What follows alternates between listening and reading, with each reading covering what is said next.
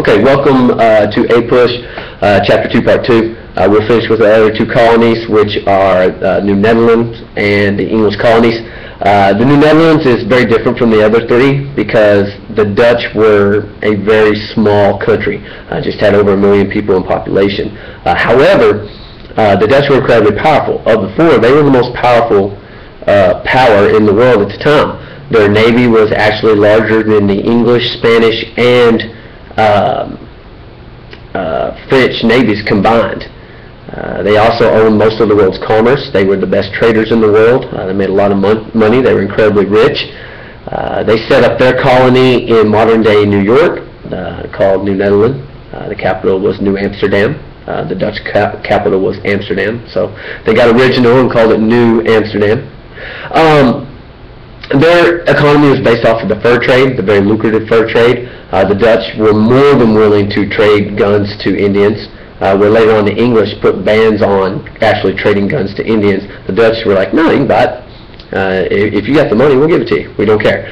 There are very loose rules and religious neutrality. They didn't care if you were Catholic or Protestant. Meant that a lot of people migrated to the colony from England, and eventually the English numbers overgrew the Dutch numbers. And what happened was, when England was ready to take over the Dutch as the greatest power in the world, the Duke of York, the king's brother, sailed in with the fleet to take over the colony, and he ended up not even having to fire a shot. The colonists said, hey, we're going to become an English colony, and the few Dutch that were left said, well, we have no choice. So they were actually absorbed into the English colonies. Now, as far as the politics go, the rule in New Netherlands was actually fairly authoritarian, meaning that the governor was really the guy who called the shots. There was no representative body like you had in some of the other colonies. So there was, even though the Dutch were very neutral and religious and stuff like that, they had a pretty strict ruling system there.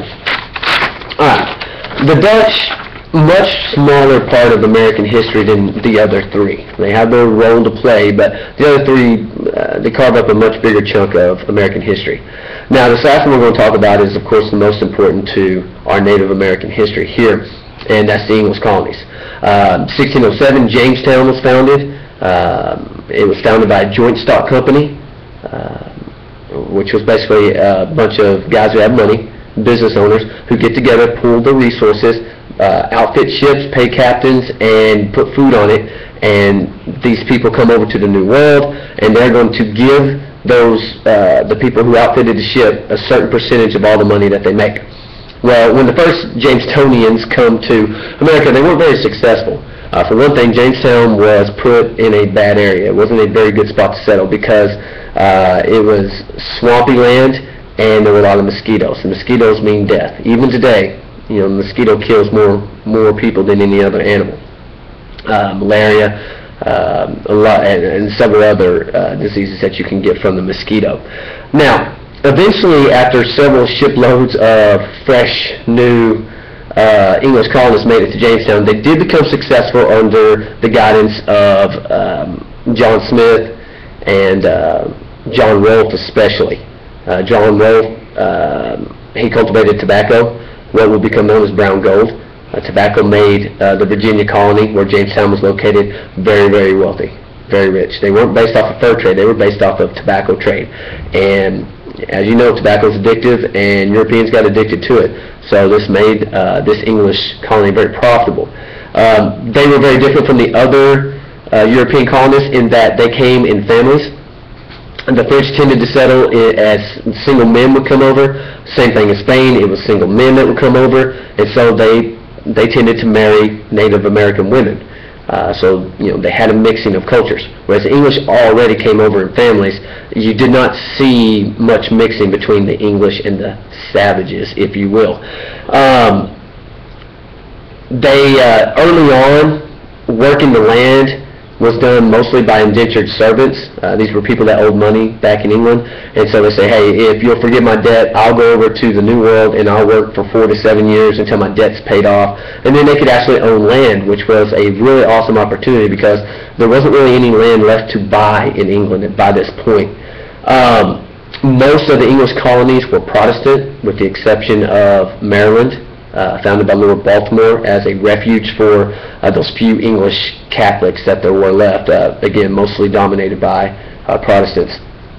There was also the Puritan-controlled New England area, very, very strict. The Puritan church believed in predestination. At the moment of creation, God had already decided who was going to be saved and who wasn't going to be saved. You just didn't know if you were one of them, so you had to leave a good life just in case you were one of them. Very strict. You had to follow their orders or you'd be banished. You'll see in your book, Anne Hutchinson, John Williams, these people that are banished from the colonies. In Virginia, there was a rebellion, a class rebellion, Bacon's Rebellion. We'll definitely go into a lot more detail about, but the nuts and bolts of it is that the frontier people, the rich people lived on the coastline, and the newer waves of people came in. They had to settle more, further and further west, inland, and they needed protection from Indians. They were being taxed, but they weren't getting protection from Indians, and Nathaniel Bacon had enough of it. So he actually went in and burned Jamestown and made the governor flee, but we'll talk about that in more detail in class. You had the Salem witch trials in New England with the Puritans. You had John Winthrop's City Upon a Hill, all things that we're going to look at in a lot more detail. And of course you had Metacom's war, a fairly successful Indian war against these colonies. So let's make sure that we are answering our questions and figuring out what factors led to the distinct Spanish, French, Dutch, English colony. Geography plays a huge role in this. Think Jamestown and where they were. They could grow tobacco. In Canada, where it was much more cold, farming wasn't as good, so you were going to see the fur trade be successful. Same thing in the American Southwest. They farmed, but it was a little more difficult. So think about things like that as you're going through and breaking down your chapter. How did the relations change with Indians? At first, these are godlike people to them. Then they're like, no, they're just humans. Now they're here to conquer us. There's very much evolution with the English and the Indians. They grow to hate each other, of course.